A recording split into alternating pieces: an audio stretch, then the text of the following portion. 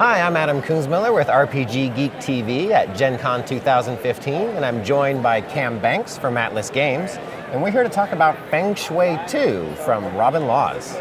So what can you tell me about Feng Shui 2? Well, it's a sequel to Robin's first game. It came out in 1996, originally published by Daedalus Publishing, and then Atlas Games bought the rights to it, and now we've been selling it for the past decade or so.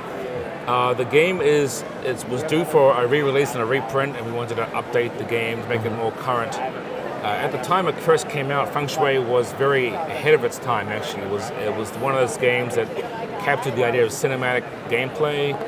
It had mooks, which you could take out in a real quick hurry with no hit points or anything else. Stunts, amazing foo powers, and other kinds of things. Plus, it was multi-genre because it had the ability to play the game in past, the present, the future, and pretty much a great big jumble owing most of its inspiration from Hong Kong action cinema. So yeah, all the Hong Kong movies have ludicrous plots and lots of melodrama, which is exactly the kind of stuff they do in here. Right. I noticed in a lot of games you have classes. Here it seems like there's archetypes, and the list of archetypes was enormous. Yes. So there's a lot of different options depending on what vision of an action hero you have for yourself. Exactly. Right? Now, I mean, if you go to any movie, you can find someone who's the hero and you know what kind of archetype they are. Right. We present them as fully made characters who are badass to begin with. So there's no classes or levels or anything like that. You play a character for the first session. At the end of it, you can make some adjustments to their stats based on advancement. But after that, you only go up a little bit as the game plays on, because it's mostly focused on you being pretty awesome to begin with, right? In the first edition of the game, there was a lot of customization of the characters. We cut all of that out because we wanted to play right from go. You just pick a character and you play it.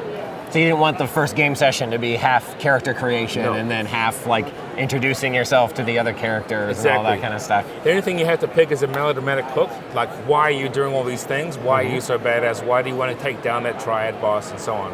And that's always the thing, like, you know, he killed my brother or kidnapped my sister, that sort of stuff. Now does this book contain a setting too, or is it mostly system-based for players to be able to build their own kind of narratives? Well, it's entirely based on the Chi War, which is this time-spanning kind of contest between different factions of secret warriors.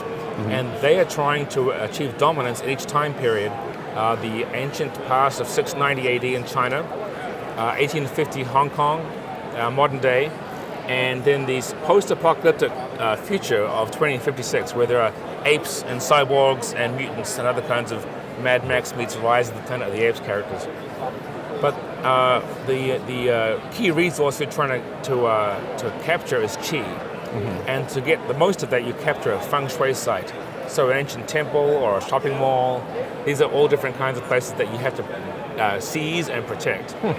And the player characters are all good guys, and there are many other factions of bad guys who you can run into trouble with. Cool. And for those not familiar with Feng Shui, how's the system actually work? What does play consist of? If I want to, karate chop through somebody or something like that. Yeah.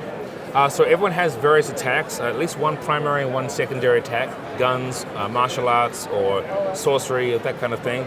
Then you only roll 2 6-sided dice. One of them is going to be a negative number, a die number, and then one will be a positive. So you take the negative and the positive, and you get an outcome of like plus or minus 5.